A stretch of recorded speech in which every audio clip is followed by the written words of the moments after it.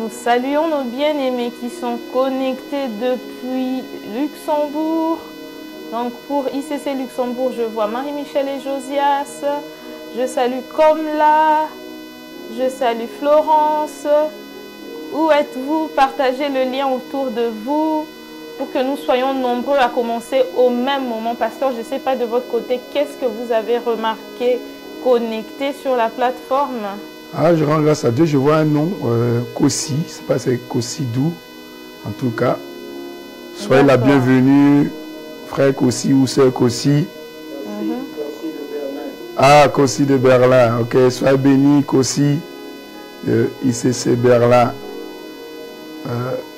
Hilaire de Ulm, Ouais. nous te saluons dans le nom de Jésus.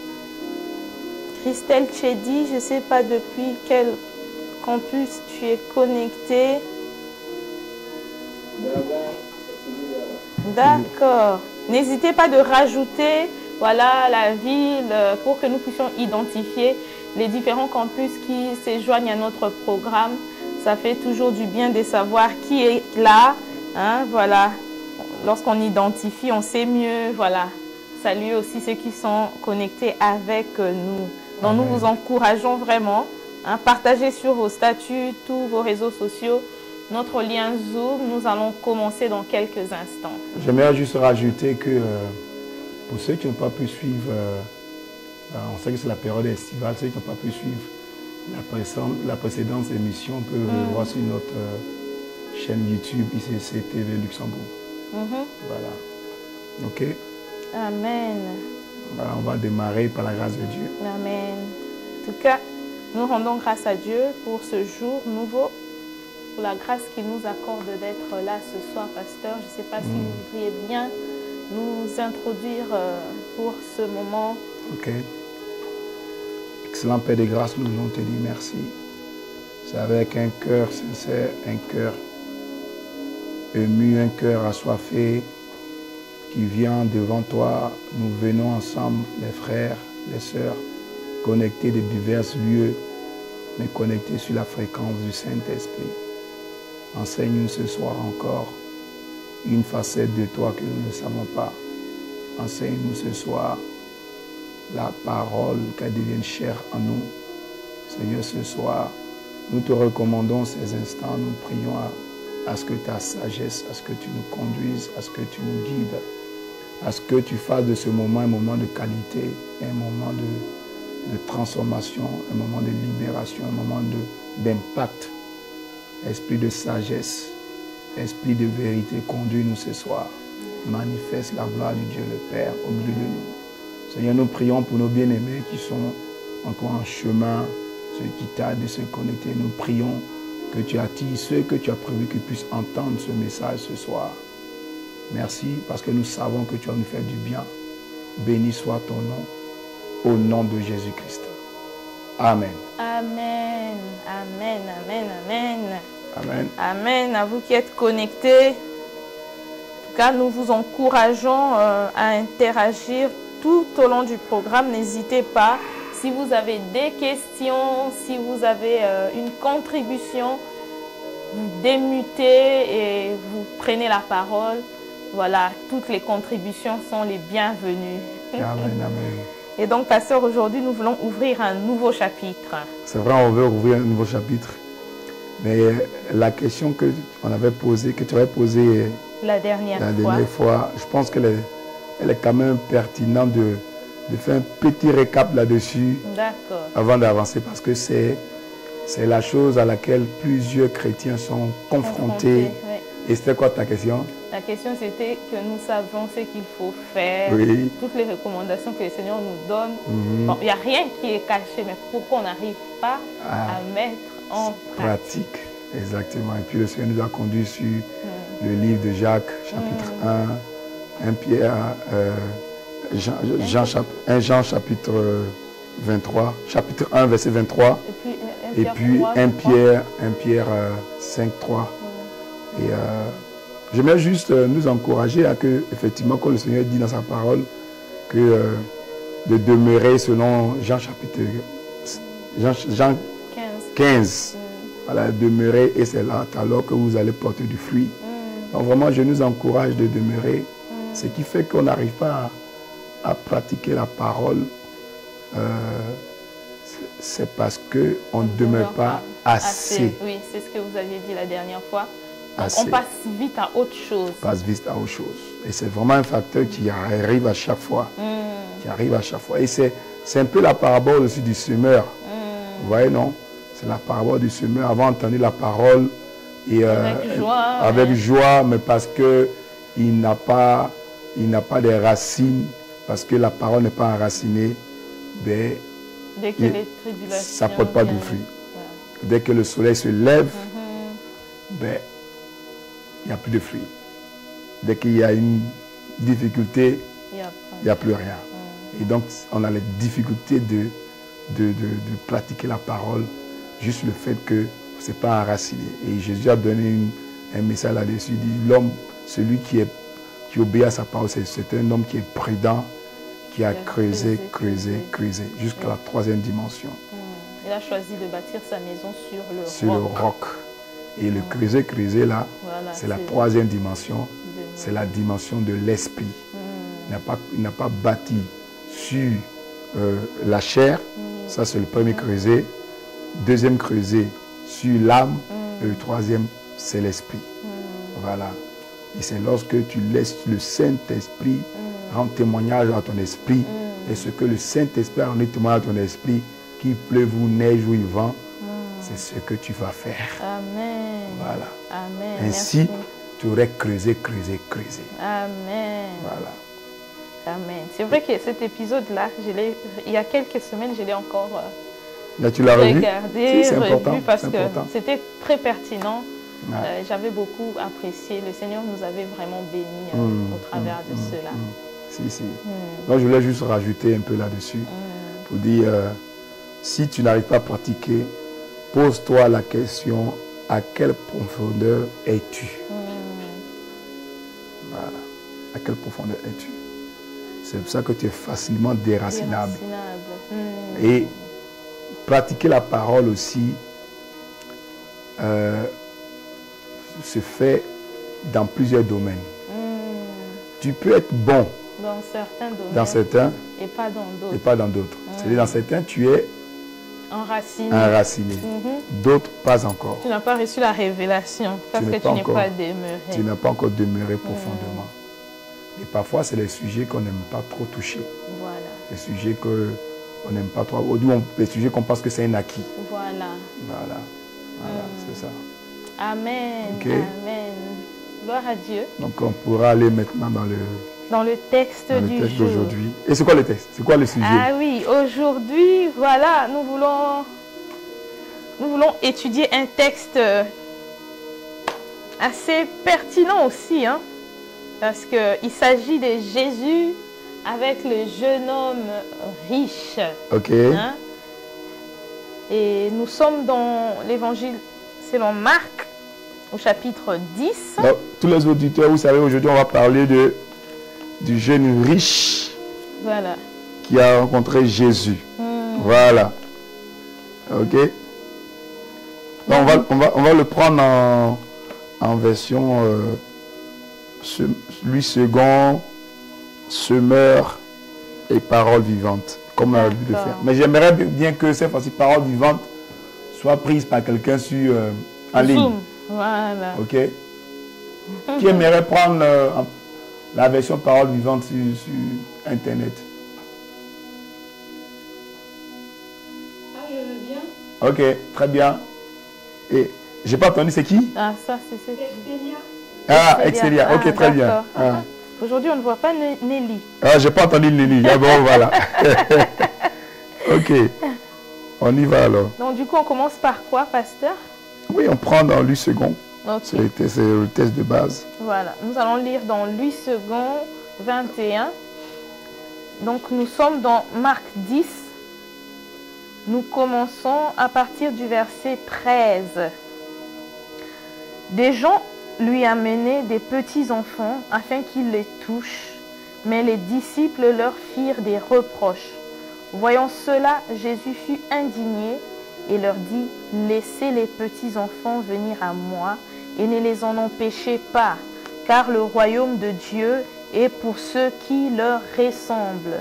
Je vous le dis en vérité, celui qui n'accueille pas le royaume de Dieu comme un petit enfant n'y entrera pas. Puis il les prit dans ses bras et les bénit en posant les mains sur eux. Comme Jésus se mettait en chemin, un homme accourut et se jeta à genoux devant lui.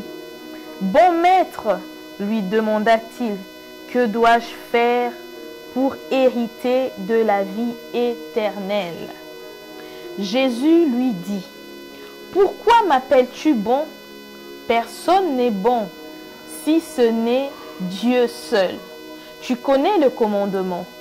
Tu ne commettras pas d'adultère, tu ne commettras pas de meurtre, tu ne commettras pas de vol, tu ne porteras pas de faux témoignages, tu ne feras de tort à personne, honore ton père et ta mère. » Il lui répondit, « Maître, j'ai respecté tous ces commandements dès ma jeunesse. » L'ayant regardé, Jésus l'aima et il lui dit, « Il te manque une chose, va vendre tout ce que tu as, donne-le aux pauvres et tu auras un trésor dans le ciel. Puis viens, charge-toi de la croix et suis-moi. » Mais l'homme s'assombrit à cette parole et s'en alla tout triste, car il avait des grands biens. Regardant autour de lui, Jésus dit à ses disciples qu'il est difficile à ceux qui ont des richesses d'entrer dans le royaume de Dieu. Les disciples furent effrayés de ce que Jésus parlait ainsi. Il reprit, « Mes enfants, qu'il est difficile à ceux qui se confient dans les richesses d'entrer dans le royaume de Dieu. Il est plus facile à un chameau de passer par un trou d'aiguille qu'à un riche d'entrer dans le royaume de Dieu. » Les disciples furent encore plus étonnés et se dirent les uns aux autres, « Qui donc peut être sauvé ?» Jésus les regarda et dit, « Aux hommes, cela est impossible, mais non à Dieu, car tout est possible à Dieu. » Je prends aussi la suite, pasteur, avec l'intervention de Pierre. L'intervention de Pierre, oui. Alors Pierre lui dit, « Nous avons tout quitté et nous t'avons suivi. » Jésus répondit, « Je vous le dis en vérité, personne n'aura quitté à cause de moi et à cause de la bonne nouvelle sa maison ou ses frères, ses sœurs, sa mère, son père, sa femme, ses enfants ou ses terres, sans recevoir au centuple dans le temps présent des maisons, des frères, des sœurs, des mères, des enfants et des terres avec des persécutions, et dans le monde à venir la vie éternelle. Bien des premiers seront les derniers, et bien des derniers seront les premiers. » Amen. Amen. Ouais. Amen. J'aimais la version second 21. Ah ouais. Et donc quelques éléments que oui, second classique n'a pas donné. C'est bien ça. Ok, on va prendre la version Parole vivante. Parole vivante. Donc, Excelia, s'il te plaît. Alors, la version Parole vivante, on a dit à partir du verset 13, C'est ça. Exactement. C'est ça. Ça marche. Alors, quelques personnes présentent à Jésus des petits enfants pour qu'il les touche, mais les disciples s'interposent et raboussent ceux qui les amènent. Lorsque Jésus s'en aperçoit, il se fâche et leur dit, « Laissez donc ces petits enfants venir vers moi et n'essayez pas de les en empêcher, car le royaume de Dieu appartient à ceux qui leur ressemblent. Vraiment, je vous l'assure, celui qui n'accepte pas le royaume de Dieu avec la mentalité d'un petit enfant n'y entrera jamais. » Là-dessus, il les prend l'un après l'autre dans ses bras, pose ses mains sur eux et les bénit. Au moment de partir, un homme accourt, se jette à genoux devant lui et lui demande, « Ô maître, toi qui qui es bon, dis-moi. Que puis-je faire pour gagner la vie éternelle? Pourquoi m'appelles-tu bon? Lui demande Jésus. Nul n'est bon sauf Dieu. Tu n'es pas sans connaître les commandements. Ne commets pas de meurtre, pas d'adultère, ne vole pas, ne rends pas de faux témoignages, ne fais de tort à personne. Respecte ton père et ta mère. Mais maître, lui répond l'homme, tout cela je l'ai scrupuleusement observé dès ma prime jeunesse. Jésus pose sur cet homme un regard plein d'affection et lui dit, une chose te manque. Va, vends tout ce que tu possèdes, donne-en le produit aux pauvres, cela te fera un trésor au ciel. Ensuite, viens faire route avec moi. À ces mots, l'homme s'assombrit et il s'éloigne le cœur lourd. C'est qu'il est très riche. Jésus parcourt lentement du regard le cercle de ses disciples, puis il leur dit, qu'il est difficile à ceux qui ont des richesses et qui y sont attachés d'entrer dans le royaume de Dieu. Cette affirmation surprend les disciples, mais Jésus insiste. Oui, mes enfants, vous ne savez à quel point il est difficile d'entrer dans le royaume de Dieu. Il est plus facile à un chameau de passer par le trou d'une aiguille qu'à un riche d'entrer dans le royaume de Dieu. En entendant cela, les disciples sont de plus en plus étonnés. Mais alors, se demandent-ils entre eux, qui donc peut être sauvé? Jésus les regarde droit dans les yeux et leur dit, oui, c'est tout à fait impossible aux hommes, mais non pas à Dieu, car pour Dieu, tout est possible. Alors, Pierre lui fait remarquer, et nous alors, tu sais que nous avons tout laissé pour te suivre? C'est vrai, lui répond Jésus, et je vous le promets, personne n'aura quitté maison, frères, sœurs, mère, père, enfant ou terre à cause de moi et de la bonne nouvelle, sans recevoir 100 fois plus à partir de maintenant, Amen. même pendant cette vie. Maison, frères, sœurs, enfants et terre, avec des persécutions en surplus et dans l'âge à venir, la vie éternelle. Mais beaucoup de ceux qui sont maintenant les premiers seront alors parmi les derniers, et beaucoup de ceux qui sont maintenant les derniers seront parmi les premiers. Amen. Amen, amen, amen, amen.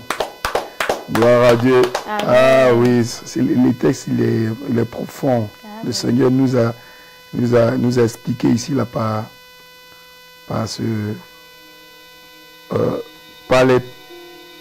le premier paragraphe de ce texte qu'on a lu à partir du verset 13 là, nous a expliqué un peu ce qu'est le royaume. Et l'intervention du jeune homme, du jeune riche, a démontré ce qui empêche à plusieurs d'entrer dans le royaume. Et puis, après, Jésus a donné la capacité à Dieu de permettre à ce que tout le monde puisse entrer, avoir accès au royaume de Dieu et à la vie éternelle.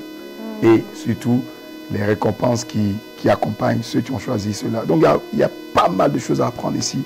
Je dis ça comme ça, de manière disparate, je fais une vue rapide là-dessus. Voilà. Mais c'est vraiment, vraiment... ça nous donne de l'espoir. Amen. Amen. Amen. Et puis, Jésus donne plusieurs clés ici. Donc, on va reprendre... Vous savez, on aime partir toujours du contexte. On va repartir du contexte.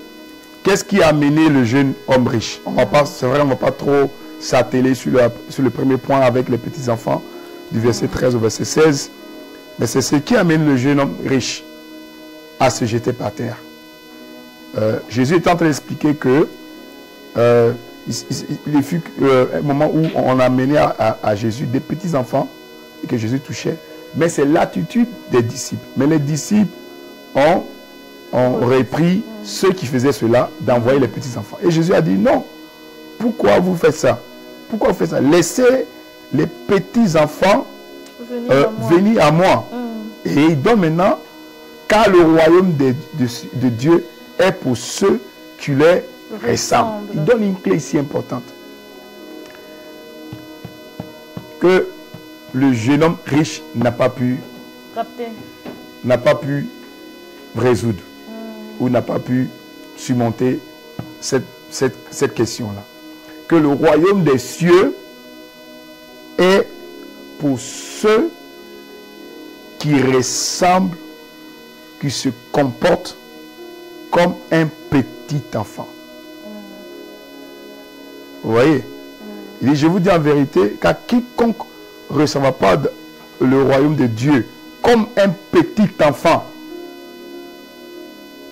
car quiconque ne recevra pas le royaume de Dieu comme un petit enfant. Et le mot comme un petit enfant est très important. Comme un petit enfant n'y entrera point. Non, il parle ici de une attitude de petit enfant dans le comportement, dans l'action de faire, dans nos communions, dans nos regards vis-à-vis du royaume de Dieu. Parce qu'il a dit, il ne rentrera pas. Exactement. Ok? Il ne rentrera pas.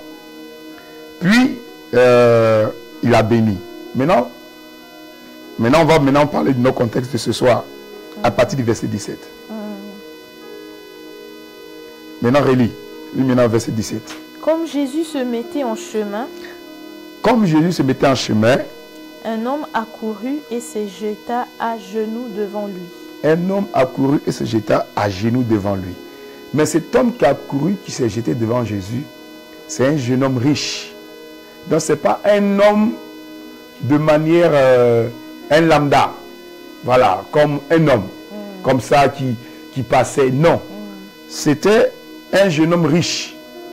Et ce jeune homme riche, que ce soit Matthieu qui en parle ou aussi Luc, nous décrit que ce jeune homme riche-là était ancré dans la parole. Et donc pratiquait la loi juive. Voilà. Ok? Voilà. Donc, continue.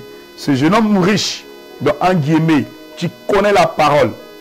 Et quand on dit jeune homme riche, soit il a hérité, parce qu'il est né dans une famille aisée, mais aussi une famille qui applique la loi juive concernant les commandements.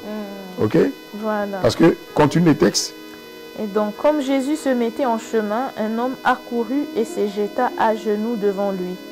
Bon maître, lui demanda-t-il, que dois-je faire pour hériter de la vie éternelle? Que dois-je faire pour hériter de la vie éternelle? Jésus lui dit, pourquoi m'appelles-tu bon? Personne n'est bon, si ce n'est Dieu seul. Tu connais les commandements. Tu ne commettras pas d'adultère. Tu ne commettras pas de meurtre. Tu ne commettras pas de vol. Tu ne porteras pas de faux témoignages. Tu ne feras de tort à personne. Honore ton père et ta mère. Il lui répondit, mais j'ai respecté tous ces commandements dès ma jeunesse. L'ayant regardé, Jésus l'aima et il lui dit. Amen. Jésus l'aima. On va prendre ce premier point. Amen. Regardez un peu la situation. Jésus parlant a démontré le royaume des cieux par l'attitude que les disciples devaient avoir. C'était l'attitude de se comporter comme un petit enfant. Ok? De ressembler à un petit enfant. Et suite à ça, un jeune homme riche court vers Jésus, se jette à ses pieds. Hein? Parce que la version du Somme nous dit, un homme accourut et se jeta à genoux devant lui. Donc, déjà là que cet homme, jeune homme riche, ça veut dire, on peut dire quelqu'un qui a un influenceur, qui a une renommée, qui est connu, un jeune homme riche. Et il se jette aux pieds de Jésus. Et ce jeune homme riche est un jeune homme qui peut discerner ce qui est bon. Il dit à Jésus, bon maître. Bon maître. Vous voyez, non? Et donc, il a une certaine connaissance, un discernement de savoir ce qui est bon. Et par la suite, vous voyez bien que il pose la question, qu'est-ce que je dois faire pour hériter de la vie éternelle? Et Jésus, au lieu de répondre directement, lui dit, pourquoi m'appelles-tu bon? Vous voyez? Pourquoi m'appelles-tu bon? Il y a seulement que Dieu seul qui est bon, alors que Jésus est Dieu sur la terre. Oui. Ok? Il y a seulement que Dieu qui est bon. Et verset 19, il nous dit, la Bible nous dit que Jésus dit, tu connais les commandements. Jésus déjà interpelle le jeune en disant, tu connais les commandements. Tu connais les commandements. Tu ne tueras point, tu ne déroberas point, tu ne diras point de faux témoignages, tu ne feras tort à personne. Honore ton père et ta mère. Et le jeune homme répondit, maître, j'ai observé ces choses dès ma jeunesse. C'est quel type de personne que Jésus est confronté? C'est la première chose que nous devons comprendre. Jésus n'est pas confronté à une personne qui ne connaît pas la parole. C'est une personne, cet homme-là, si ce jeune homme riche-là, c'est un jeune homme que tout le monde apprécie. Ce jeune homme riche-là, c'est l'influenceur, c'est le package, j'ai envie de dire, pour une jeune soeur qui veut se marier, c'est le jeune frère idéal. Non seulement il est jeune, il est riche et il craint Dieu. Voilà. Il craint Dieu puisque depuis sa jeunesse, il a observé le commandement. La Bible dit, tu ne crains le commandement, tu ne commettras point l'adultère. Donc on peut dire par là, c'est pas un gars, c'est pas quelqu'un qui était avec des copines, là. Et puis, regardez la question de ce jeune-là. Aujourd'hui, la jeunesse ne cherche pas la vie éternelle. Vous voyez? La jeunesse ne cherche pas la vie éternelle. Qu'un jeune me dise Amen. Actuellement, la jeunesse cherche l'argent, la renommée, l'influence. Aujourd'hui, c'est influenceur. Voilà, d'être connu, etc. Mais voilà un jeune homme qui vient à Jésus et lui demande qu'est-ce que je dois faire pour hériter de la vie éternelle.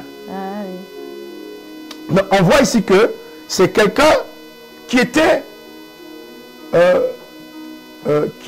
un business minded, c'est-à-dire quelqu'un qui était focalisé, quelqu'un qui avait l'habitude de démarcher les choses. Il n'a pas dit comment on fait pour hériter. Il dit qu'est-ce que je dois faire pour hériter. Qu'est-ce que je dois faire? C'est jetant par terre et lui demande que dois-je faire pour hériter de la vie éternelle? On a affaire à quelqu'un qui a tellement eu de succès. C'est un homme à succès. Il a le succès, premier à l'école, succès de faire des grandes études, succès dans l'entrepreneuriat. Tout ce que je touche devient de l'or. Voilà. Jésus, moi je suis quelqu'un, je suis concret. Moi je vais droit au but. Dis-moi voilà. ce qu'il faut faire. Dis-moi qu'est-ce que je dois faire là, et puis pour avoir la vie éternelle. Waouh. Oui. Vous voyez? Donc c'est quelqu'un qui a fait beaucoup d'efforts, mais lui a manqué juste un petit détail mais important. Un petit détail mais important. Vous voyez? Oui, c'est dans les détails. C'est dans les détails. Déjà, son approche vis-à-vis de Jésus, de l'extérieur, c'est une approche d'humilité. Oui. Si on regarde de l'extérieur. Exactement. De l'extérieur, c'est une approche d'humilité. Parce que non seulement il est riche, et il est connu, parce que je crois que c'est lui qui dit ça, qu'il est le chef. Il était le chef chef d'une entreprise. Ok?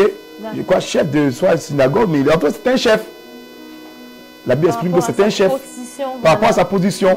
Donc imaginez-vous que le chef, Jésus en chemin, quand on regarde Jésus en chemin, ça veut dire que c'est quelque chose qui s'est fait en public. En public. Jésus en chemin, ce n'était pas Jésus dans une cour, dans une maison, mais Jésus en chemin, on voit le jeune homme riche, le jeune homme que toutes les sœurs apprécient. Tout le bro dit vraiment le bro, non, toi tu es un gars tu es du gars. Et puis il vient, il se met à genoux. Il se met à genoux devant Jésus pour demander, lui n'a pas demandé le mariage, il n'a pas demandé quoi, il n'a pas demandé la guérison, il n'a pas demandé l'onction pour être riche. Il a dit, je vais hériter de la vie éternelle. Et il n'a pas posé ça sur Jésus. Il a dit, qu'est-ce que je dois faire? Ça part à lui. Ça part à lui. Voilà. Donc, de l'extérieur, on va dire, waouh, ça c'est quelqu'un qui est déterminé. Voilà. Mais il y a quelque chose ici que Jésus a pu faire ressortir, qui était caché dans les motivations de ce jeune homme-là. Parce que lorsque Jésus l'interpelle en disant, pourquoi m'appelles-tu bon? Pourquoi m'appelles-tu bon? Il n'y a que Dieu seul qui est bon. Vous voyez? Et pour quelqu'un qui connaît les commandements, oui, il ne pouvait pas se permettre d'appeler Jésus, de lui dire bon maître. Bon maître. Voilà, parce qu'on sait qu'il n'y a que Dieu qui est bon. Il n'y a que Dieu qui est bon. Jésus voilà, rétorque pour lui dire ça. Exactement. Qu'il n'y a que Dieu qui est bon. Et maintenant Jésus lui dit, mais tu connais les commandements ou encore tu connais les lois. Et Jésus cite les lois et puis il dit ça, j'ai déjà observé. C'est acquis. Depuis ma jeunesse. Waouh! Waouh! Impressionnant. Et la Bible maintenant dit dans le verset 21. Tu peux prendre la version, comment on appelle la version non, pas. Non. Second 21. Le verset 21. L'ayant regardé, Jésus l'aima. Oui. Et il lui dit, il te manque une chose. Va vendre tout ce que tu as, donne-le aux pauvres, et tu auras un trésor dans le ciel. Puis viens, charge-toi de la croix et suis-moi. Jésus dit, la Bible dit que Jésus l'ayant regardé. C'est-à-dire Jésus maintenant, vous voyez, il y a quelque chose qui va se passer. Ça veut dire que quand l'acte que ce jeune homme a posé, d'apparence pieuse, d'apparence humble, n'avait pas touché, n'avait pas atteint Jésus. Et Jésus lui dit, tu connais les lois. Et lui répond à Jésus qu'il a observé déjà ces lois. Il les maîtrise depuis son jeune âge. Maintenant Jésus le regarde. Et maintenant ça veut dire que Jésus maintenant réalise, Jésus maintenant rentre en lui. Le regard, c'est pas que Jésus le regarde juste de manière sur le beau, voilà. Jésus rentre en lui. Et la Bible dit que Jésus l'aima. Mais si vous prenez le texte qui dit Jésus l'aima, la suite logique devait être que Jésus l'aima et puis Jésus dit, ah oui c'est vrai. Et lui donner une solution.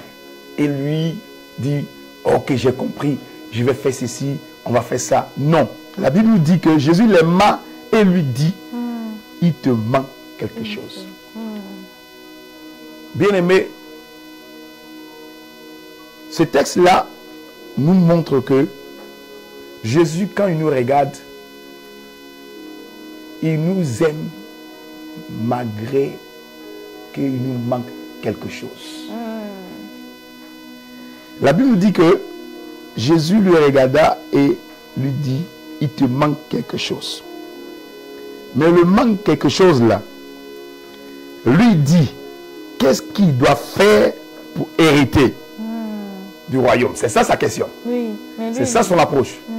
Et Jésus lui dit, pour hériter le royaume, en vérité, il n'y a rien à faire. C'est les commandements. Il dit, tu les connais déjà les commandements. Tu connais le commandement. Exactement. Et il dit ça, je fais ça déjà. Et Jésus lui dit, il te manque une chose. Il te manque une chose. Ce texte-là nous exprime que Dieu nous aime, même dans nos faiblesses, même dans nos manquements. Et que l'amour que Dieu a pour nous est inconditionnel. Vous voyez? Il savait qu'il lui manque quelque chose, mais Jésus l'aimait. Et Jésus lui donne une solution. Jésus lui donne une approche. Il lui dit, va, vends tout ce que tu as. Donne-les aux pauvres. Et tu auras un trésor dans le ciel. Puis viens et suis-moi. Et j'aime bien la version Second 21 qui dit, viens, charge-toi de la croix. Charge-toi de ta croix et suis-moi. Et suis-moi. Maintenant, la question que je peux poser, ou on peut se poser, est-ce que Jésus voulait vraiment que cet homme-là vende tous ses biens? Ça, c'est vraiment la question. Je ne sais pas si quelqu'un a quelque chose à dire là-dessus. En tout cas, si vous avez, si vous voulez intervenir, n'hésitez pas. Selon vous, est-ce que Jésus voulait vraiment que ce jeune homme riche vende tout ce qu'il a? Bonsoir, Pasteur, bonsoir, Christian. Bonsoir, Nadia. Bonsoir, Nadia. Selon moi, je pense que il ne le voulait pas vraiment, mais il a vu que le jeune homme était très attaché au matériel. Il a voulu que ce soit comme un sacrifice, comme par exemple l'histoire d'Abraham où Dieu lui demande de donner Isaac. Il voulait vraiment voir si il avait de l'amour pour Dieu. Moi, c'est un peu ça. Il ne le voulait pas vraiment, mais... Adorable Châtelet. Oui. Amen. Wow. Bonsoir. Bonsoir, Joseph. Je pense que Jésus ne voulait pas que les vende ses biens. En fait, Jésus a vu en lui que, en fait, il a mis ses biens en première place. Donc, au lieu de mettre Jésus, au lieu de faire de Jésus ou bien de Dieu la priorité, il était plus attaché à ses biens. Il était plus attaché à ses biens. Donc, ça veut dire qu'il a mis ses biens en première place. Donc, si Jésus veut lui faire part de ce il doit lui mettre Dieu en première place. Oui. Il doit mettre Dieu en première place. Oui. Et pour nous suivre. Très bien. Ok. D'autres points? D'autres points? Oui, on reçoit la réponse, hein? Oui. Oui. Mais il y a quelque chose encore qui est exposé par la question que Jésus a posée, la déclaration que Jésus a faite et la suite après la suite, c'est que le jeune homme, il s'en alla tout triste. Voilà. Parce qu'il avait beaucoup de biens. Mais il y a quelque chose. Regardez un peu la situation. Cet homme vient, se met à genoux et demande à Jésus qu'est-ce que lui doit faire pour hériter du royaume. Et Jésus lui dit, tu connais déjà ce qu'il faut faire, entre guillemets. Voilà. Tu connais déjà ce qu'il faut faire. C'est-à-dire obéir au commandement. Ok. Et Jésus, et ce jeune homme-là, répond qu'il connaît, il sait déjà. Il fait ça déjà. Et Jésus lui dit, mais il te manque quelque chose. Il te manque quelque chose. Oui. Si moi je fais, oui, Rodi. Oui. Bonsoir. Je vais un peu emboîter les pas des frères qui ont parlé. Si moi je pense, Jésus voulait peut-être l'aider, qu'il puisse découvrir qu'il avait en lui une certaine idole, mais il ne se rendait pas compte. Très bien. Ça, c'est bien. Oui. Et Jésus lui a mis face à cette idole-là. Mhm. L'argent s'est érigé comme idole dans son cœur. Mhm. Puis, d'un autre côté, moi, je pourrais voir, il était attaché trop aux œuvres. Oui. Il était attaché aux œuvres. Très bien. Et Jésus est venu nous faire comprendre que non, les royaumes, ça s'acquiert par la foi. Très bien. Non, c'est sali par la foi. Je crois que c'est cet aspect que Jésus voulait lui faire comprendre. C'est Oui. compréhension. Très bien, très bien, très bien. Une autre intervention, franchement, Rodi, très bien. Quelqu'un d'autre? Oui, Chimène. Oui, C'est qui? Oui. Oui, oui.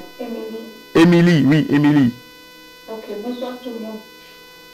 Alors, moi, ce que je pense, c'est que le jeune homme n'avait pas de manque, en fait. Il était quelqu'un déjà de nanti, d'accompli.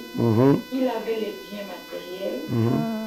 Et d'après lui, il appliquait déjà la parole, en fait. Il était quelqu'un de correct. Il s'était jugé lui-même comme quelqu'un de correct, comme quelqu'un qui applique, qui vit selon la parole.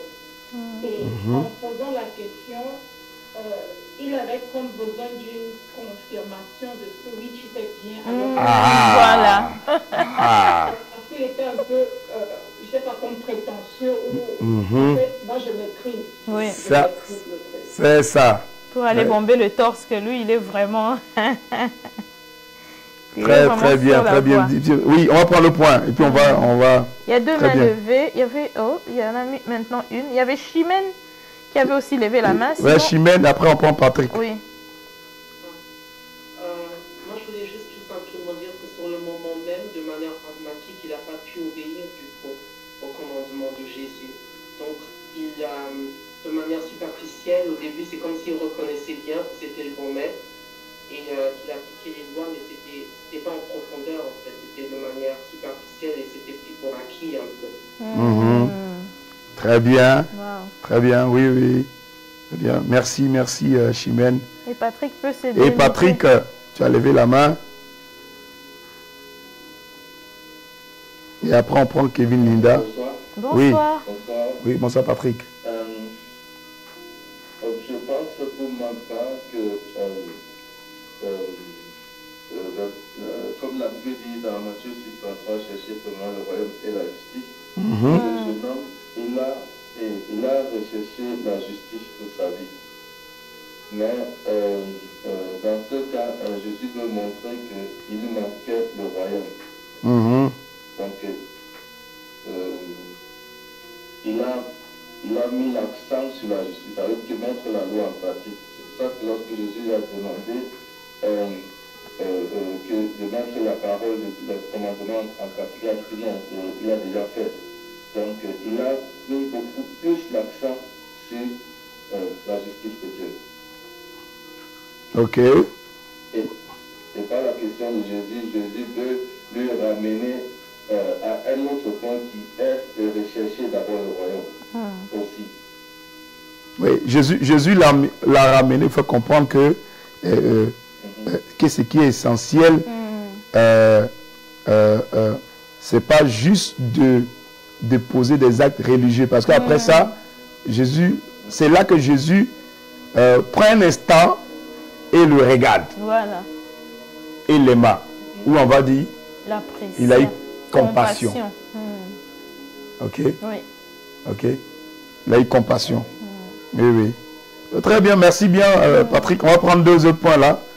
Je vois Kevin Linda et on va terminer avec l'homme pour qu'on continue un peu. Oui, Kevin. Bonsoir tout le monde. Bonsoir, juste Kevin. Pour compléter Oui. la pensée de l'autre. Oui. Du moins, bon, là, ce que moi je vois là déjà, l'homme riche est trop centré sur lui. Il a une vie centrée sur lui-même, il ne fait que dire j'ai respecté, j'ai ci, j'ai ça. Et comme vous avez dit tout à l'heure, il a de l'assurance, il compte beaucoup sur lui. Et voilà, Jésus, je ne sais pas, dans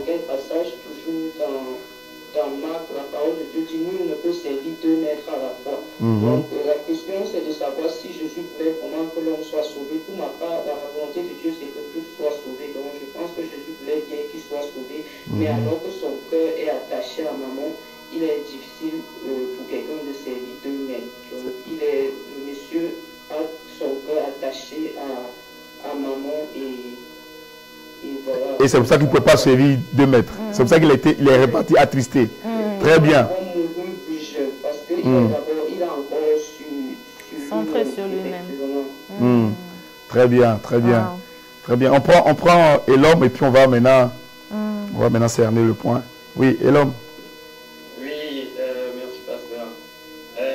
Donc je voulais tout simplement dire que déjà dans la culture juive, les Juifs ne font rien sans demander l'avis de leur rabbin.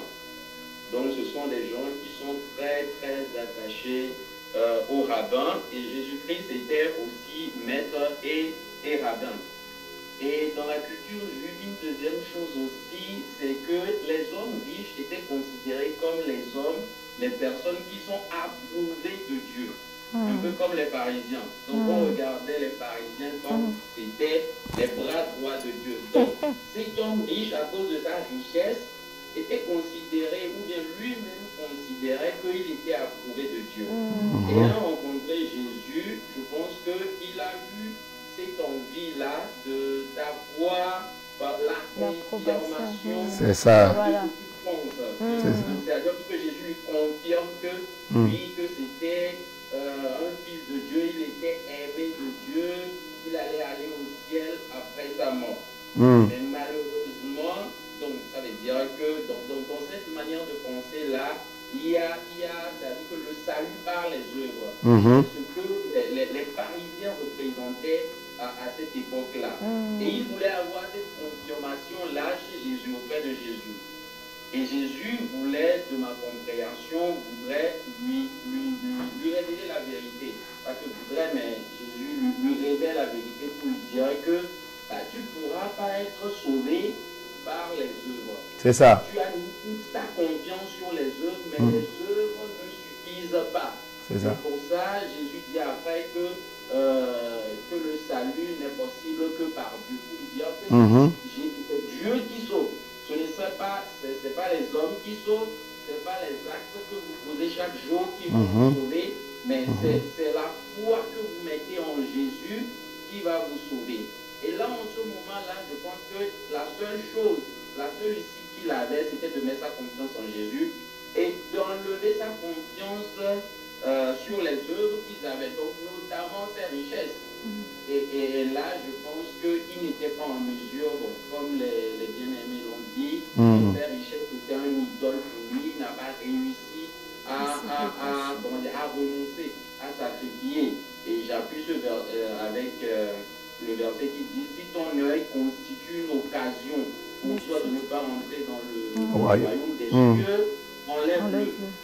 Donc Jésus ne nous demande pas de crever les yeux, mais c'est vraiment de renoncer à ce qui nous empêche de rentrer dans le royaume des cieux. C'est ça. Très bien, très bien. Merci, merci, merci. En tout cas, merci à tous. Amen. Pour vos retours. Vraiment, rendre grâce à Dieu. Amen. Très bien. Amen. Au fait, comme vous l'avez dit, hein, le premier point, l'intention de ce jeune homme riche, c'était pas vraiment d'aller dans le royaume. Non. L'intention de ce jeune homme riche était de chercher une approbation. Était de se retrouver, avoir une confirmation, une approbation que, voilà, même Jésus confirme que je suis juste. Je suis bon. Je suis bon. Vous voyez? Vous voyez? Donc, c'est avec cette pensée-là. C'est pour ça que vous avez vu que le départ, il a fait tout un scénario. En courant et en se jetant par terre devant Jésus. Tout ça, c'était du théâtre. C'était du théâtre. Et la question même qu'il a posée, qu'est-ce que je dois faire? Alors que Jésus dit dans sa parole que nul ne peut aller au Père sans passer par moi. Car c'est Jésus qui est le chemin, la vérité et la vie. Mais lui dit, qu'est-ce que lui doit faire? Donc lui peut être un chemin, un moyen, il a pour pouvoir aller au Père. Et Jésus a dit, il veut montrer que lui, au fait, par ses actions, par lui-même, il est capable d'accéder au royaume. D'accéder au royaume. De la même manière que par lui-même, il était capable d'avoir ses entreprises. Par lui-même, il a été capable de signer des grands contrats. Voilà. Donc par lui-même, il peut accéder au royaume. Et aussi, c'est comme aussi une pensée d'approbation de checklist, c'est-à-dire ben, j'ai le travail, j'ai la maison, j'ai ceci, mais il faut quoi maintenant pour que je sois non comblé? Voilà, il me faut le royaume des cieux. Ben, alors qu'est-ce que je dois faire pour le royaume des cieux? Est-ce que je dois acheter? Est-ce que je dois payer? Quelle offrande sacrificielle voilà. je dois... Donc il avait une pensée de payer le royaume. Voilà. Parce que qu'est-ce qu'il va faire là? La preuve en est, on lui a dit qu'est-ce qu'il devait faire? De vendre. Il n'a pas pu faire. Donc au fait, il n'était pas disposé à faire. Voilà. Il était disposé à montrer... À montrer que lui, il est juste digne de... Voilà, qu'il a l'argent, qu'il a la richesse, et qu'avec la richesse, on peut accéder. Voilà. On peut accéder. En vérité, pasteur, les œuvres ne sont pas mauvaises. Les œuvres ne sont pas mauvaises. Mais lui, voilà. Si tu regardes bien, la Bible dit que Jésus, l'ayant observé, l'ayant regardé, l'aima, et lui dit, il te manque une chose. Va, vends tout ce que tu as, donne-la aux pauvres, et tu auras un trésor dans le ciel. Dans les cieux. Et viens, porte ta croix. Mais ça, c'est une loi qui est déjà dans la Bible. Tu aimeras le Seigneur ton Dieu de tout ton cœur, de toute ta force, de toute ta pensée. Oui, pasteur, c'est même une question que moi j'avais. Je dis, mais Jésus lui a cité tous les commandements, mais le premier des commandements, il n'a pas annoncé ça du tout. C'est ça. En fait, j'étais intriguée par rapport à ça. C'est ça. Jésus ne l'a pas annoncé. Le commandement qui rassemble tout le reste qu'il a dit là, tu ne tueras point, tu ne donneras pas de faux témoignage, parce que tout ça est rassemblé d'un seul, c'est tu aimeras le Seigneur ton Dieu de tout ton cœur, de toute ta force, de ta pensée, et tu aimeras ton prochain comme toi-même. Donc Jésus lui a posé la question pour savoir, si tu connais, lui, s'il était humble, il a dit je ne connais pas. Dis-moi, Seigneur, quels sont ces commandements que je dois... Oui. Voilà. Et quand Jésus a cité, il a dit, ça, je les observe. En vérité, il ne les observe pas parce que tous ces commandements sont rassemblés à un seul commandement. Un seul commandement. Amen. Est-ce que vous me suivez? Et c'est pour ça que je lui dis, il te manque l'essentiel. Il te manque une chose. Il te manque une chose. Va et vends tes biens. Parce qu'il a dit... Vends tes biens, il pourrait dire vends tes biens et il s'arrête là. Mais dans la version lui second 21, il a bien précisé, il dit vends tes biens, charge-toi de ta croix et suis-moi. Et suis-moi. Donc, il est temps de lui dire que, Jésus est en train de lui dire, tout ce que tu as fait avec les œuvres là, ce n'est pas le plus important. Le plus important, c'est que Jésus, c'est que le Seigneur, que ton amour pour le Seigneur soit total au fait de t'abandonner à Dieu. Totalement.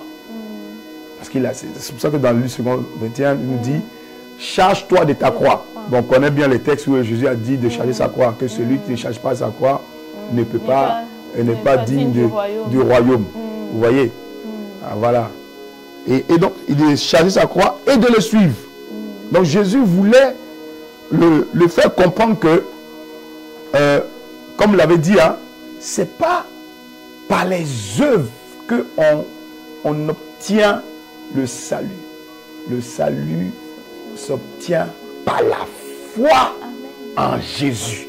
Et la foi en Jésus, c'est la confiance en Dieu, laquelle que Dieu est ton Seigneur et ton Sauveur, et que tu t'abandonnes totalement à lui. Parce que quand tu as foi en une personne, tu as foi en ce qu'il te dit.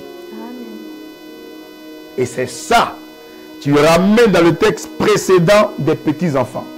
Que le royaume des cieux C'est pour ceux qui ont une confiance C'est totale. ceux qui ont la confiance comme des petits enfants. Amen. Donc, Jésus avait déjà donné la réponse. Mm. Parce qu'un petit enfant se comporte comme quelqu'un qui fait confiance totale à la personne qui le porte. Qui le porte. Vous voyez?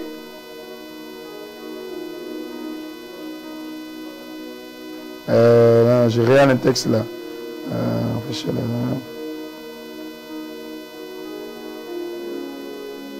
Regardez un peu verset 15 de ce Marc 10 qu'on est en train de lire. La Bible dit, je vous le dis en vérité, quiconque ne reçoit pas le royaume. Donc pour hériter le royaume, il faut le recevoir. Tu n'as rien à faire. C'est ça. Le point, c'est ça. Mais comment le recevoir? Il dit, celui qui le reçoit, en vérité, je vous le dis, quiconque ne reçoit pas le royaume de Dieu, comme un petit enfant, n'y entrera point. Puis, qu'est-ce que Jésus fait? Puis il prie. Il est pris dans ses bras. Et les bénit. Les pris dans ses bras, ça veut dire quoi? C'est pas qu'il les a attrapés. Non. Il les a pris et les a portés. Amen. Et les enfants se sont laissés faire. Voilà. Jésus voulait montrer à cet homme-là, si tu veux hériter le royaume, laisse-toi porter par moi. Amen. Tu n'as rien à faire. Laisse-toi porter par moi. Si je te porte, alors tu hériteras du royaume. Mais cet homme ne s'est pas laissé porter par Jésus. Il ne s'est pas laissé porter par Jésus. Parce que ce jeune homme était déjà porté par ses finances, par ses œuvres, par ses richesses.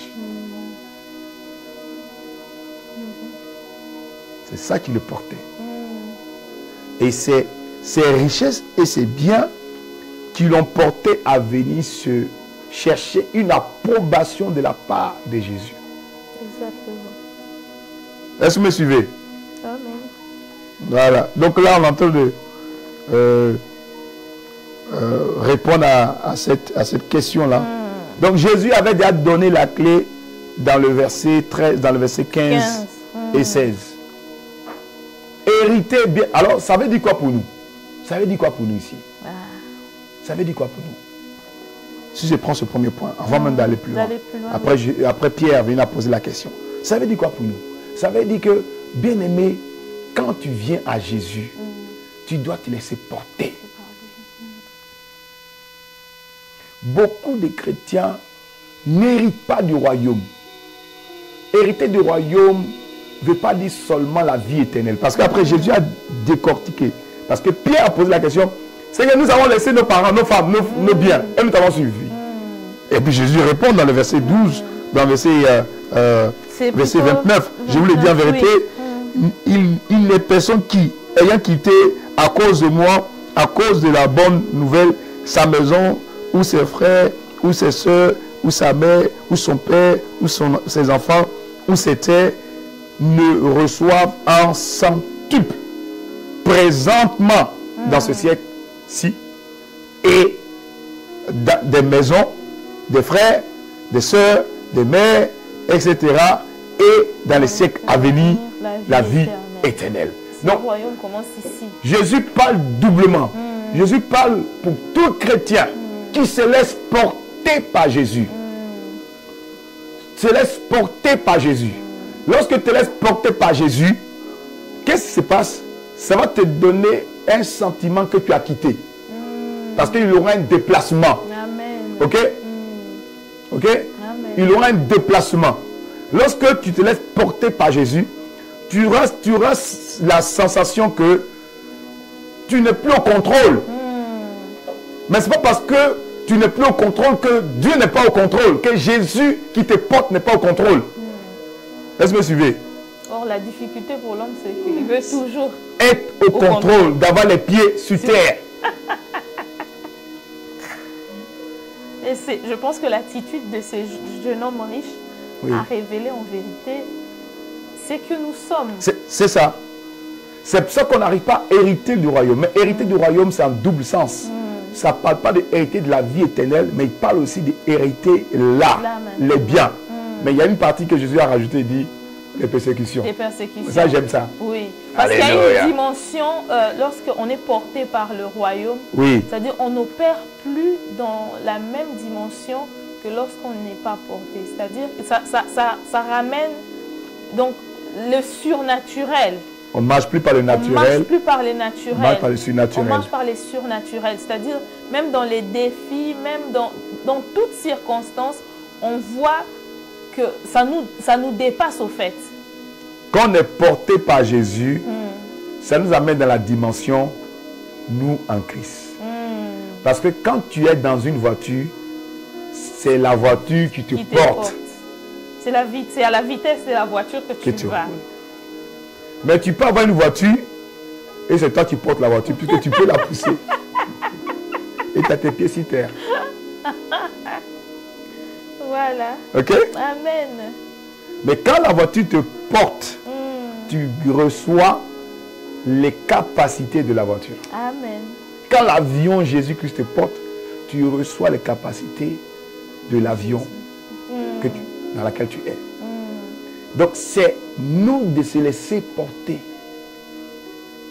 Ce jeune homme riche, c'est vrai il peut avoir eu un sursaut d'orgueil, chercher l'approbation, mais ce qu'il même a fait, c'est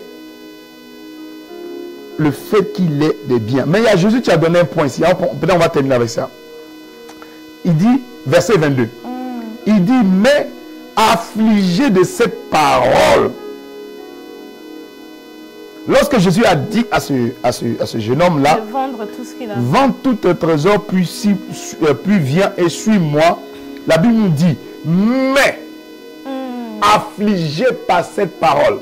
C'est-à-dire que la parole que le Seigneur Jésus lui a dit, au lieu que ça le remette en question pour dire, ben, Seigneur, qu'est-ce que tu dis par là?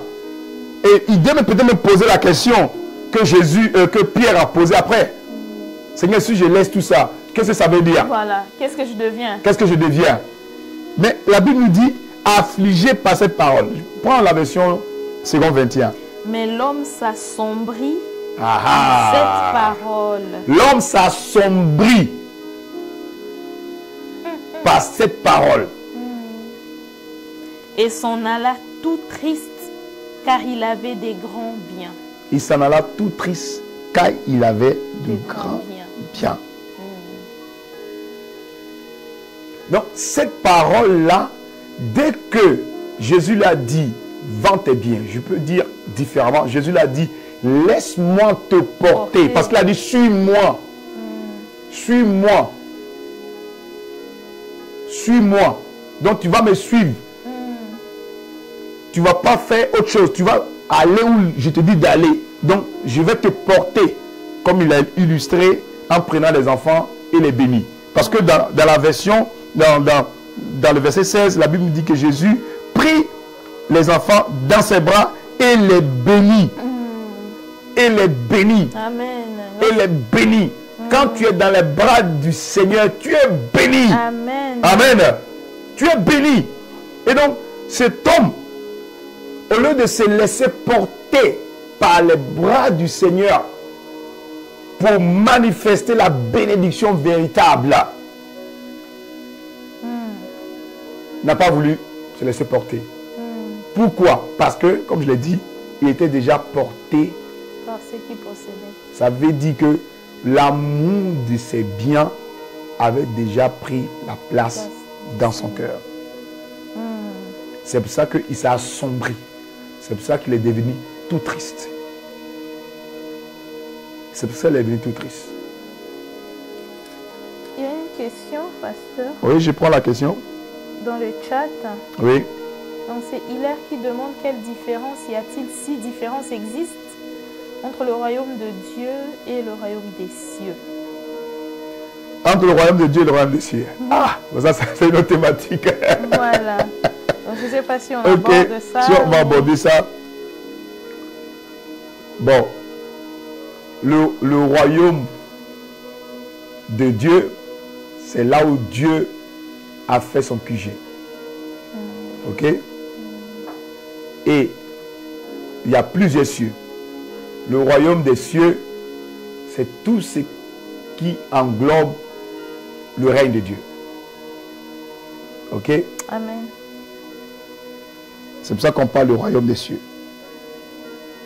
Mais, si vous regardez, Jésus dit, regardant autour de lui, il dit qu'il sera difficile à ceux qui ont des richesses d'entrer dans le royaume de Dieu. Vous voyez ici, non? Il dit royaume de Dieu. Royaume de Dieu, on parle là où il y a la communion avec Dieu. Maintenant, quand on parle dans le royaume des cieux, on parle du règne. Vous voyez, hein? Il y a plusieurs différences, mais par rapport au contexte dans lequel on est en train de parler ici, là, c'est... On parle de la communion avec... Regardez dans le verset 14 encore, on est en train de voir ici, verset 14. Laissez-moi les petits enfants et ne les empêchez pas, car le royaume de Dieu. Oui, on parle ici du royaume de Dieu. Et le royaume de Dieu est pour ceux qui lui ressemblent. Je vous dis en vérité, quiconque recevra le royaume de Dieu est comme un petit enfant. Dans le royaume de Dieu, c'est où il y a les enfants de Dieu. Dans le royaume de Dieu, c'est un peu tout ce qui est entre Dieu et la communion de Dieu avec ses enfants. Maintenant, dans le royaume des cieux, le royaume de Dieu est dans le royaume des cieux. Maintenant, le royaume des cieux, c'est là où il y a le règne de Dieu, de manière avec le ministère des anges, avec les cieux des cieux, des cieux, des cieux, des cieux. Ok? Amen. Où Dieu aussi règne. Mais dans le royaume de Dieu, quand on parle du royaume de Dieu ici, on peut dire le royaume du Père. On parle ici de... son domaine. Là où il y a le signe de paternité.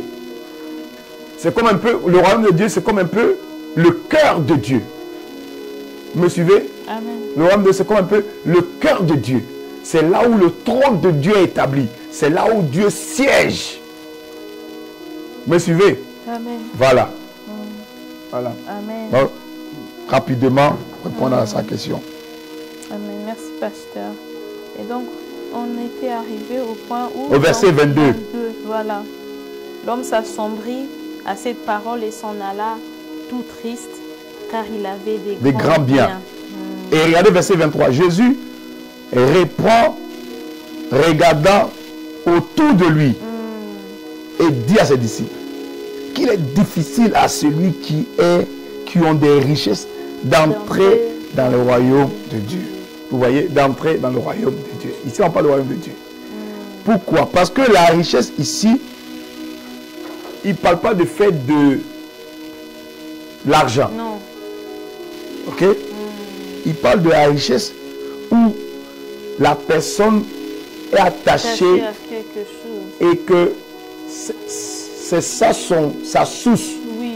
C'est ça sa motivation. Un peu comme lorsque la Bible dit on ne peut pas, ça Jésus disait encore, on ne peut pas aimer deux maîtres. On haïra un et on aimera l'autre. On ne peut pas aimer Dieu et maman. Voilà. Vous voyez, non?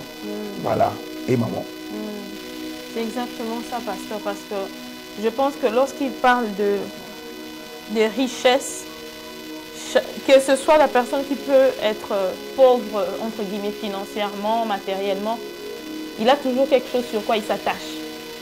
Et donc, si c'est quelque chose, ce n'est pas le Seigneur, il ne peut pas accéder au royaume. C'est ça. Et c'est pour ça que, regarde le verset 24, les disciples furent étonnés de ce que Jésus ait parlé ici. Et reprenant la parole, et il dit, mes enfants, vous voyez un peu comment Jésus approche, mes enfants, qu'il est difficile à celui qui se confie dans les richesses, d'entrer dans le royaume de Dieu. Donc il explique que il est difficile à celui qui se confie. Donc quand il dit dans le passage précédent, le verset 23, où il dit ceux qui ont, et puis 24, il vient d'expliquer. Voilà. Il est difficile à celui qui se confie ou encore s'attache à la richesse de rentrer. Car l'attachement crée une dépendance. Amen. Amen. Amen. Ok? Amen. Une dépendance. Donc du coup, si tu dépends, ça veut dire que c'est ta source. Tu dépends. Donc tu es la ressource de la source à laquelle tu dépends. Donc si tu te confies à quelque chose, c'est pour ça que la Bible dit, ne vous confiez pas sur votre propre sagesse. Confiez-vous à l'Éternel. Ne t'appuie pas sur sa propre sagesse. Donc si tu appuies sur sa propre sagesse, ça veut dire que tu t'appuies pas sur la sagesse de Dieu. Alors que Dieu nous dit aussi, cherchez la sagesse, demandez de l'intelligence, mais il dit, ne vous appuyez pas sur votre propre sagesse. Vous voyez? Et donc, ici, il parle le fait de s'appuyer sur la richesse. Et c'est ce que je vous disais au départ, que ce jeune homme se positionnait sur sa richesse pour dire, avec la richesse, qu'est-ce que je dois donner comme offrande pour hériter du royaume? Jésus, c'est quoi? J'achète à tous tes disciples des nouveaux chars. J'achète à vos disciples le séjour pour aller sur 10 ans pour faire les croisades d'évangélisation. J'achète à vos disciples l'approvisionnement au lieu d'aller perturber les 5 pains et 2 poissons, une livraison de pain et de poissons à chaque fois que vous avez des croisades. Qu'est-ce que je dois faire pour hériter? Parce qu'il se confie.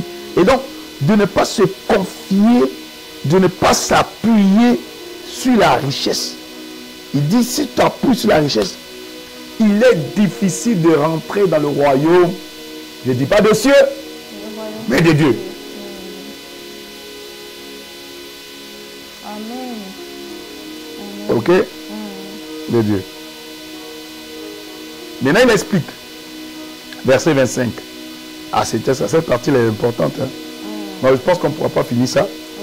Il dit, il est plus facile à un chameau de passer par le trou d'une aiguille qu'à un riche d'entrer dans le royaume de Dieu.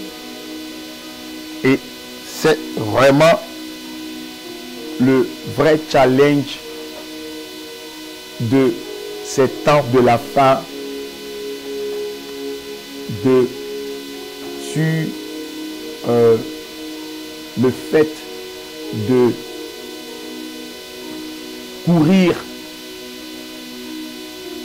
chercher à coûte que coûte à avoir la richesse. Et la vraie richesse, Jésus explique après que la vraie richesse, c'est pas le matériel, c'est Dieu.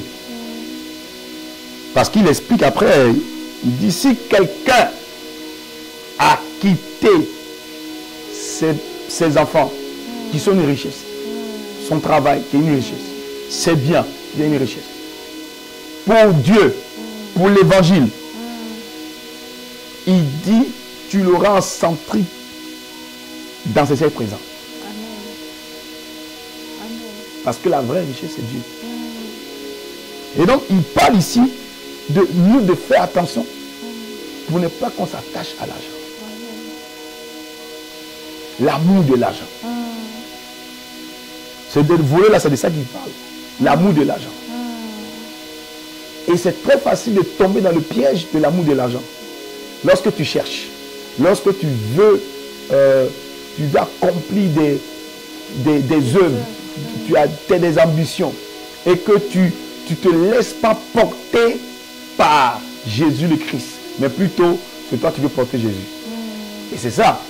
Lorsque on fait un projet, on fait que Seigneur, Vraiment, on a fait ça. On demande que ta main soit étendue. Oui, mais est-ce que Dieu a dit de faire ce que vous voulez faire là? Et donc, on veut maintenant utiliser Dieu comme approbation pour pouvoir faire ce qu'on veut faire. Et non laisser Dieu nous conduire. C'est pour ça qu'il dit, ceux qui héritent sont seulement ceux qui se laissent conduire ou encore porter comme des petits-enfants. Ouais. Donc mon frère, ma soeur, peut-être que cette année, tu as fait des choix. Tu as pris des décisions. Mais là, cette rentrée dans laquelle on va rentrer, et par la grâce de Dieu, la semaine prochaine, nous aurons le temps de jeûne et de prière. Et je pense que tu vas en faire partie par la grâce de Dieu. Je te prie de te laisser porter par Jésus le Christ. Amen. Comme ton Seigneur. Comme ton Seigneur. Tu as peut-être cherché comme le riche, comme le jeune riche. Tu as peut-être essayé de faire par tes propres voies. Mais laisse Dieu te porter, tu verras. Amen.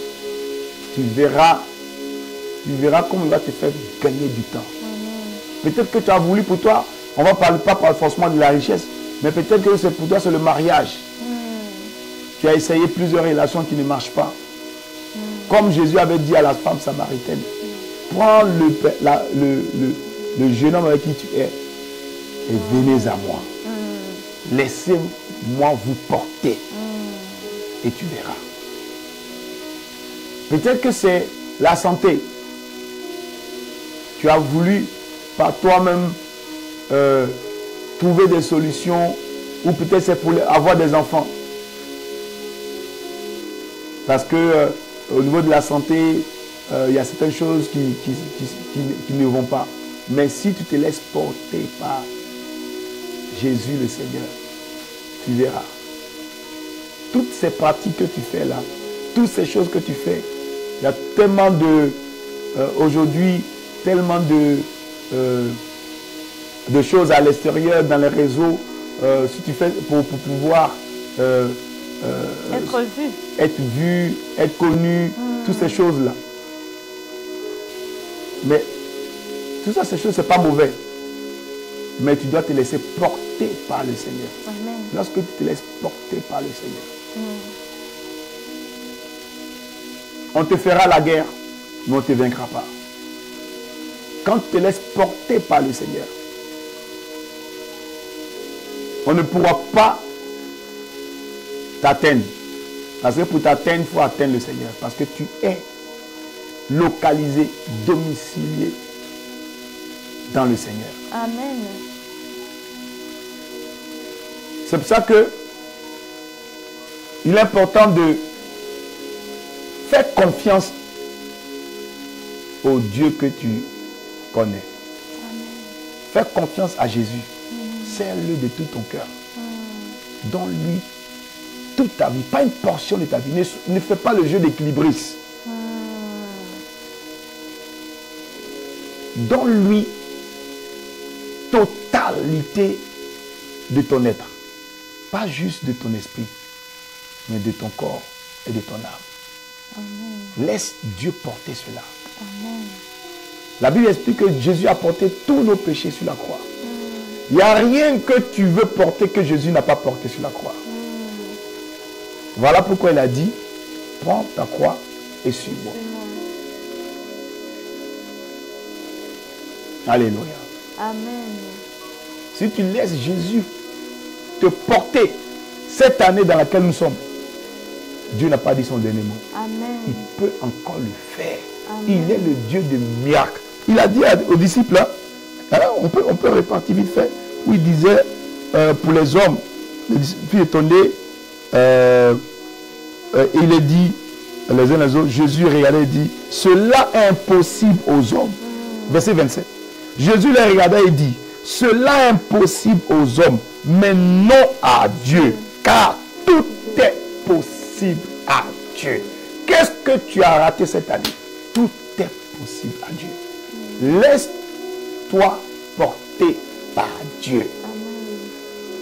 Si tu te laisses porter par Dieu, ce que tu crois que tu as raté, tu le verras s'accomplir.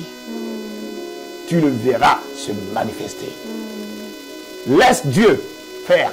Parce qu'avec Dieu, il n'y a pas d'impossibilité, mon frère, ma soeur.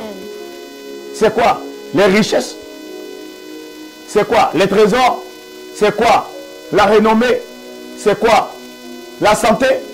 C'est quoi les privilèges?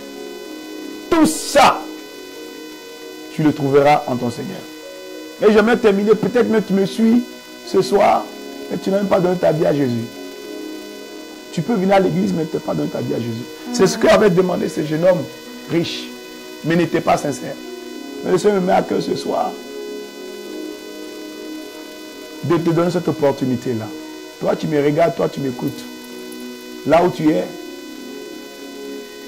peut-être que tu es dans une église locale.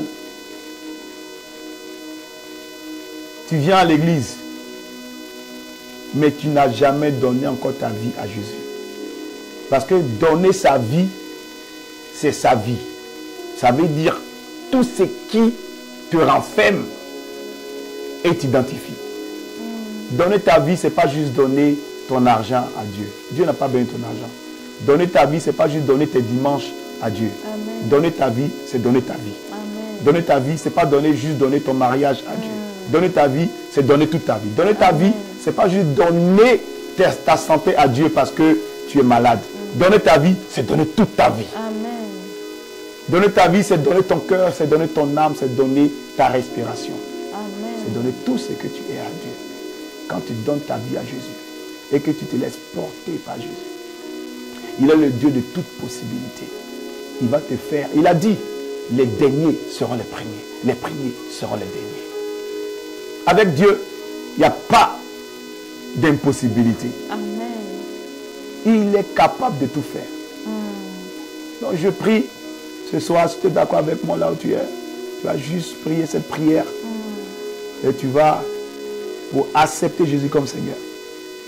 Et là où tu es, peut-être que tu es dans le transport en commun à la maison, mais ma prière pour toi, c'est qu'aujourd'hui, ne fais pas l'erreur qu'a commis ce jeune homme riche qui est réparti à la maison tout triste, en disant que c'était juste une émission, en disant que pourquoi je vais faire ça. Mais que ce soir, que tu décides de faire confiance, de donner ta vie à Jésus. Alors, si tu es d'accord avec moi, tu as juste prié cette prière. Seigneur Jésus, je te rends grâce. Je te remercie. Merci pour cette parole. Merci pour ce programme.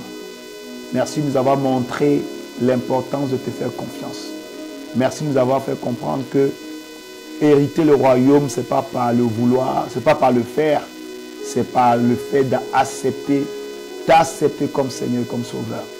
Seigneur Jésus, je te demande pardon de mes fautes, de mes erreurs, de mes manquements. Je te donne mon cœur, je te donne ma vie, je viens à toi.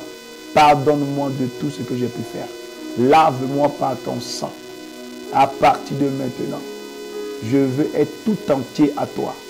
Je veux que vivre pour toi. Je te donne ma vie. Sois mon Seigneur et sois mon Sauveur personnel à partir d'aujourd'hui. En cette fin de ce mois d'août, je veux faire un véritable départ avec toi. Placer toute ma confiance à toi. Me laisser porter par toi.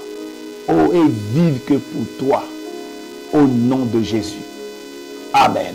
Amen. Alors si tu as fait cette prière, je te prie de ne pas te déconnecter tout à l'heure, de rester en ligne après qu'on ait terminé cette session Zoom pour qu'on puisse avoir le temps pour échanger ensemble et de t'aider à avancer dans cette prise de décision parce que le Seigneur va faire ressusciter tout ce qui avait paru comme mort dans ta vie. Amen. Le Seigneur va faire de toi ce qu'il avait prévu que tu sois en cette année. C'est l'année de la moisson abondante. Amen. Et tu seras une moisson abondante pour ton Seigneur, pour le Dieu qui t'a aimé, malgré tes manquements. Amen. Il t'a aimé, c'est son amour est vrai et est sincère, un amour authentique. Tout ce qu'il demande, c'est de lui faire confiance. Amen. Et je t'assure, faire confiance à Dieu, c'est la meilleure des décisions que tu as pu prendre en cette année 2024. Amen. Amen. Donc sur ce, on rend grâce à Dieu et à tout le monde. Ce n'était pas prévu, mais on conduit par l'Esprit. Donc soyez bénis. Et pour tous ceux qui ont fait la prière du salut pour la première fois, je vous prie de rester connectés. On va prendre quelques minutes d'échange. Alors pour les autres, nous vous disons à très bientôt parce que la semaine prochaine, nous allons démarrer les 5 jours de jeûne et de prière. Amen. Et c'est probable que ça sera plus que ça. Mais je m'arrête là. Amen. Amen. Et donc, soyez fortifiés, préparés pour rentrer en septembre, pour récupérer votre héritage, pour manifester la gloire de Dieu. Et que cette année 2024, les 4 derniers mois, soient les 4 mois de la résurrection dans tous les domaines de votre vie, selon la parole qui a été dite. Je veux que tu prospères à tous égards, comme prospère l'état de ton âme. Amen. Donc soyez fortifiés. Vous êtes des guerriers, vous êtes des conquérants, vous êtes des victorieux, car celui qui est en vous est plus fort que celui qui est dans ce monde. N'ayez peur de personne, ne craignez personne, car si Dieu est avec vous, personne ne pète contre vous. Quand vous lancez des flèches, elles ne pourront pas vous atteindre. 1000 vont tomber à votre gauche, 10 000 à votre droite, rien ne va vous atteindre. De vos yeux, vous verrez la rétribution des méchants. Amen. Donc soyez fortifiés. Soyez forts parce que vous avez la victoire. Amen. Voilà. La victoire est dans vos camps. Oui, nous voulons quand même dire aussi à tous qui feront la prière du salut après avoir suivi cette vidéo, vous trouverez sur la description, voilà, les coordonnées de l'Église Impact Centre Chrétien. Vous pourrez nous contacter et par la grâce de Dieu, nous serons ravis de vous accompagner dans cette nouvelle marche avec le Seigneur. Très bien. Donc, pour ceux qui vont voir la rediffusion, vous pouvez aussi faire la prière du salut et cliquer sur le lien pour pouvoir être recontacté afin de pouvoir vous conduire pour faire le suivi, vous accompagner dans cette nouvelle vie, la vie véritable en Jésus, en totalité de confiance avec le Seigneur. Et le Seigneur va vous montrer de grandes choses. Il a prévu pour vous de grandes choses. Amen. Alléluia. Soyez bénis. God bless you. Amen. Très bonne soirée. Bonne soirée. À la prochaine. Donc, on ne sait pas quand, mais... Voilà. À la prochaine. Bonne soirée. Donc, on garde tous ceux qui ont fait la prière du salut. Restez connectés. On va échanger. Voilà.